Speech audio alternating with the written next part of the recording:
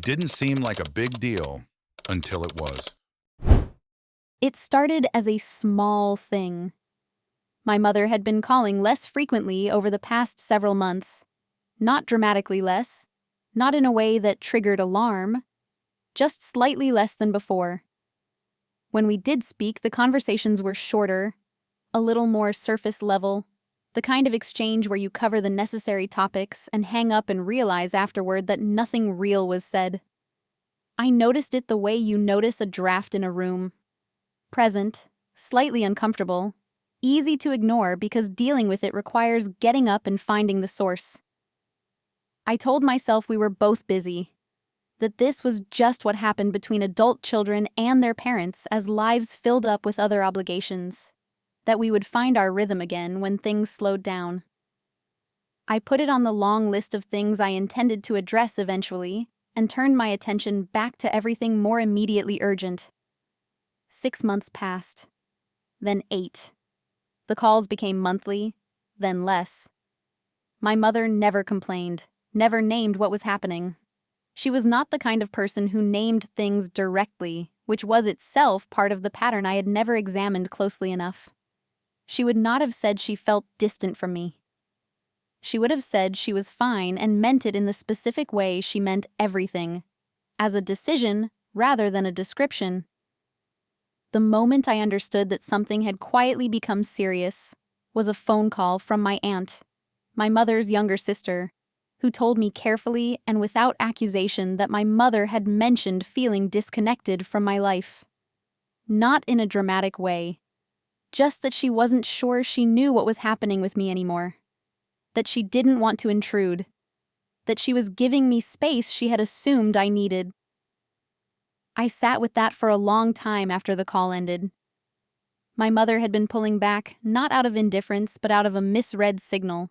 She had interpreted my busyness as a preference for distance, and had responded by creating it. And I'd been so focused on the immediate texture of my days that I had let months accumulate into a quiet estrangement neither of us had intended or wanted. I flew home the following weekend. Not for a holiday, not for an occasion, just to be there. I showed up at her door with groceries and we cooked dinner together the way we used to and talked for 4 hours about nothing particularly important and everything that actually mattered. She cried a little, which she would deny if asked. I did too, which I will admit freely. What followed was a deliberate rebuilding of something I had allowed to erode through pure inattention. Weekly calls, real ones, not the efficient check-in variety. Visits that weren't attached to holidays. The small, consistent acts of presence that relationships require, and that are easy to deprioritize until you suddenly understand what their absence has cost. My mother is 71 now. I think about those 8 months sometimes. The 8 months I spent assuming we had unlimited time to reconnect, that the drift was temporary and self-correcting, that I would get to it when things slowed down. Things do not slow down. That is the lie we tell ourselves to make postponement feel safe.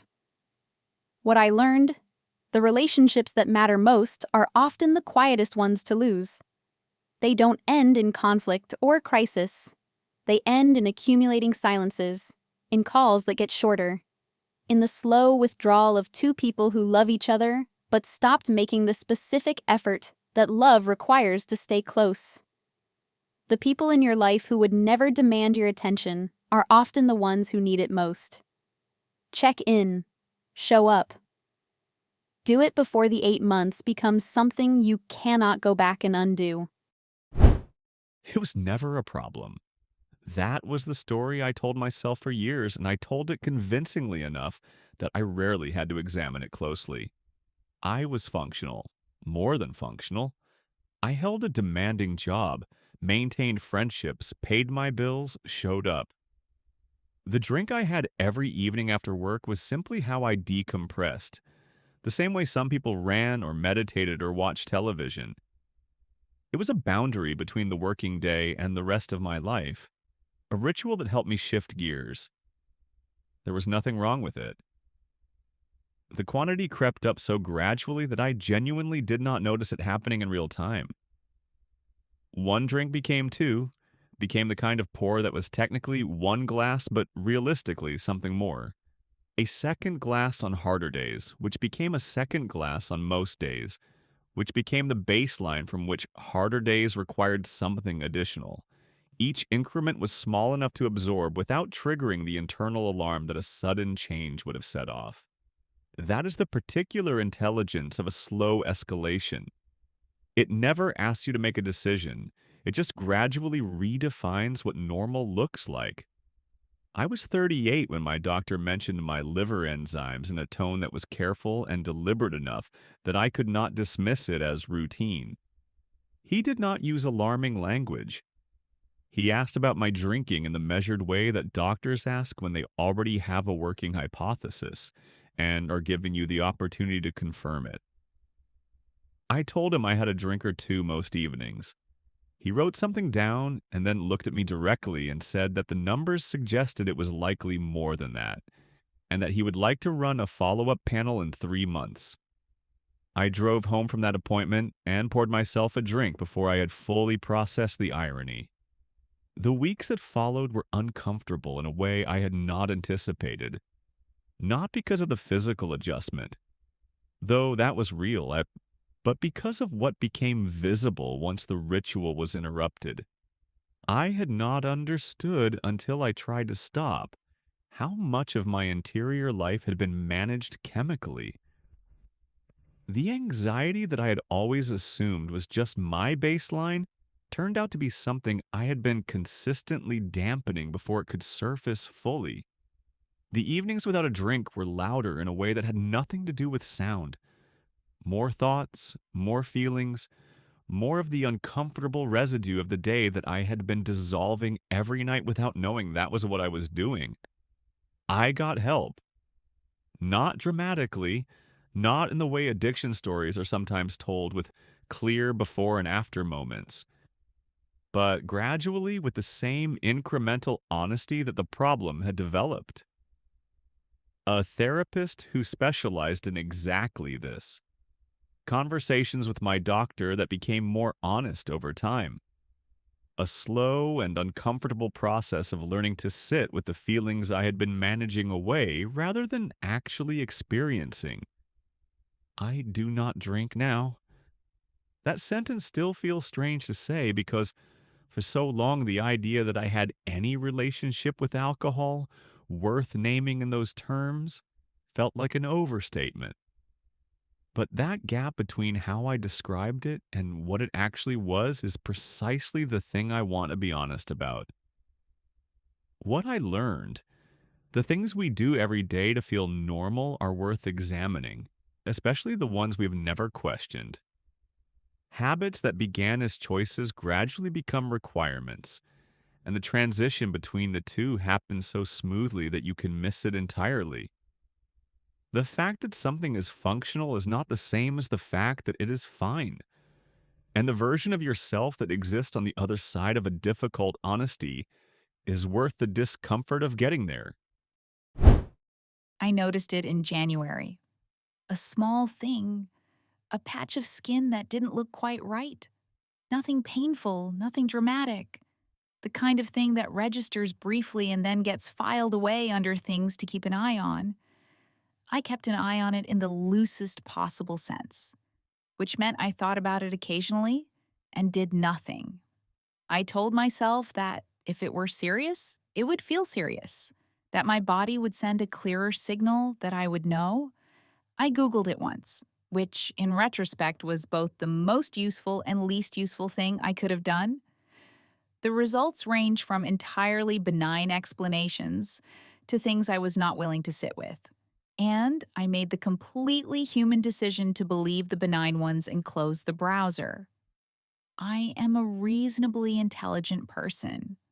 I knew on some level that this was not a rigorous approach to my own health, but there is a particular kind of avoidance that is not about ignorance. It is about not wanting to be the person who receives certain information, and so declining for as long as possible to go looking for it. Spring passed. The thing I was keeping an eye on changed slightly. Not dramatically, not in a way that felt like a crisis, just a small shift that I noted and absorbed into my continuing policy of watchful inaction. My annual physical was scheduled for September, and I told myself I would mention it then. September felt far away in April, which is how I wanted it to feel. A friend who is a nurse practitioner came to visit in June. We were sitting outside on my porch and she noticed it when I reached for my glass. She asked about it in the direct, undramatic way of medical professionals who have stopped softening the delivery of concern. I told her how long it had been there. The pause before she responded was brief but instructive. She did not alarm me. She was careful and measured, and she said simply that I should make an appointment with a dermatologist as soon as I could get one, not in September, and that it was probably nothing, but that probably was doing a lot of work in that sentence, and it would be worth knowing for certain. I made the appointment the following morning, which was something I could have done at any point in the previous 6 months. The diagnosis was not worst case. I want to say that clearly because the story is frightening enough without ambiguity about the outcome. It was caught, it was treated, it is resolved. But the conversation with my dermatologist about the timeline involved a specific phrase I have not forgotten. She said that the 6 months I had waited had not been catastrophic, but that another 6 months likely would have looked different. She said it matter-of-factly, without drama, in the way doctors sometimes tell you the most important things.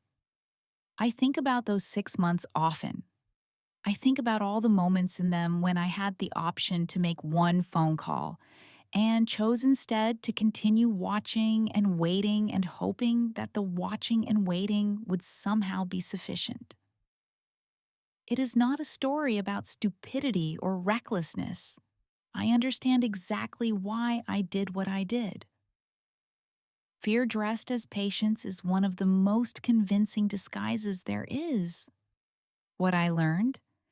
Your body is not being dramatic. When something changes and stays changed, that is information worth taking seriously regardless of whether it feels urgent. The appointment you are putting off is not going to become less necessary by being postponed. It is only going to become more so. And the version of you that makes the call today is not being anxious or hypochondriacal. That version of you is being honest about the fact that you matter enough to check on. James and I had been friends for 7 years before we went into business together. That history felt like insurance, like the foundation of trust we had built over years of real friendship, made the formal agreement almost unnecessary, the kind of thing you do for legal reasons but don't actually need. We were aligned on everything that mattered. We had the same vision, the same values, the same long-term thinking. I was certain of this because we had talked about it extensively and he had agreed with everything I said, which I mistook for evidence of alignment rather than what it actually was.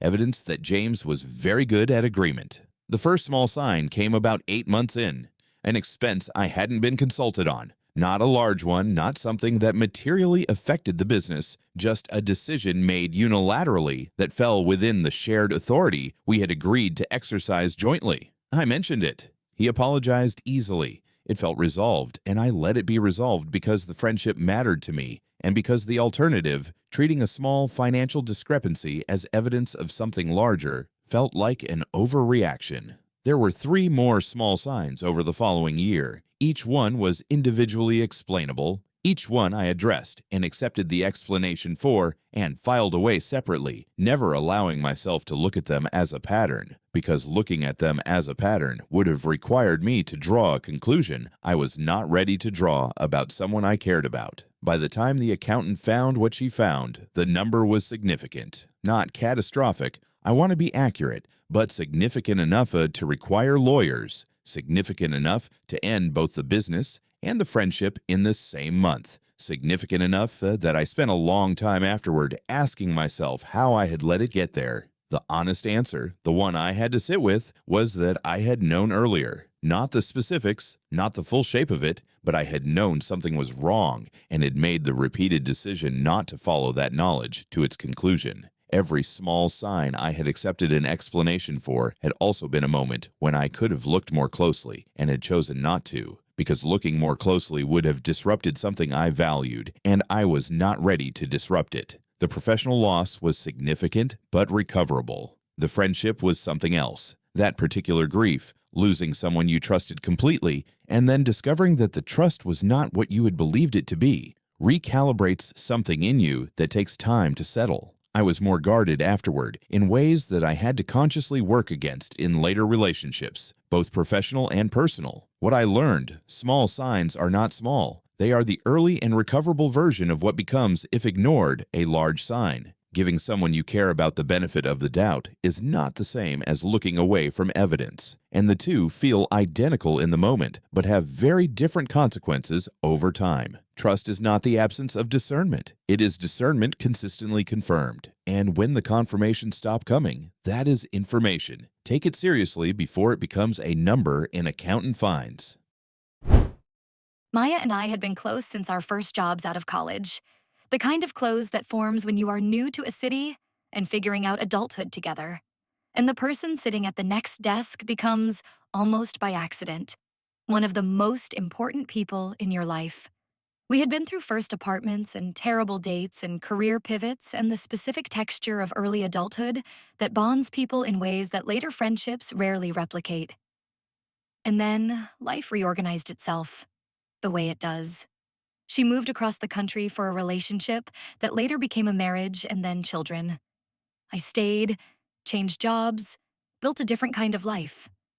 We stayed in touch. Texts, the occasional call, the social media maintenance that can simulate closeness convincingly enough that you stop noticing the simulation. I thought we were fine. I thought the friendship was banked somewhere safe, that its depth made it resilient to distance and infrequency, that we could always pick back up where we left off. I told myself this for 4 years without testing it.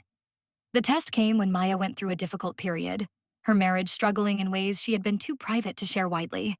And I found out not from her, but from a mutual friend, weeks after the fact, in the casual way that information travels when you are on the periphery of someone's life rather than inside it. I reached out immediately, and Maya was warm and kind and genuinely glad to hear from me. But in the conversation, there was something careful in her, a slight withholding that hadn't been there before. And I understood it. She had not called me when it was happening because I was no longer the person she called. That understanding arrived quietly and landed hard. I had assumed the depth of what we had built early meant I had a permanent place in her inner circle, regardless of how little I tended to it. I had confused the history of a friendship with its current state, and those are not the same thing. Friendships are not savings accounts where early deposits accrue interest indefinitely.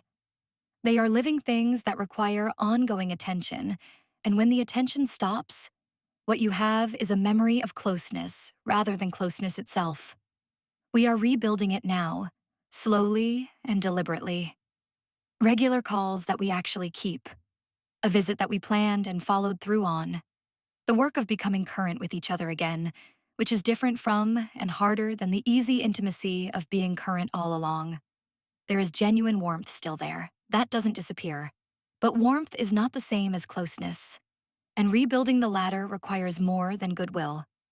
What I learned, the friendships you are certain will always be there are the exact ones that require tending. Certainty is not maintenance. The depth of a shared history is a foundation, not a substitute for showing up in the present tense. And the moment you realize you have drifted from someone who matters is not a moment for regret. It is a moment for a phone call. Make it before the drift becomes a distance you no longer know how to cross.